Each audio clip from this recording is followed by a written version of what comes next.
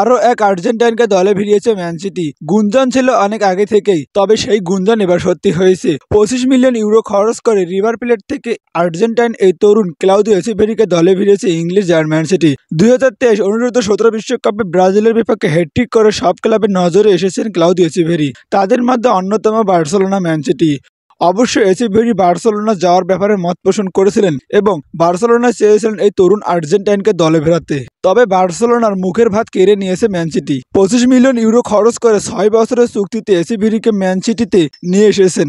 এসিভেরির বয়সটা এখন 17। 18 বছরের নিচে কোনো প্লেয়ার ইউরোপে এসে খেলতে পারে না। এইদিকে 2024 সাল পর্যন্ত রিভার প্লেটের সাথে চুক্তি আছে এসিভেরির, অর্থাৎ 2025 সালের শুরুতেই ম্যান সিটিতে দেখা যাবে এই তরুণকে।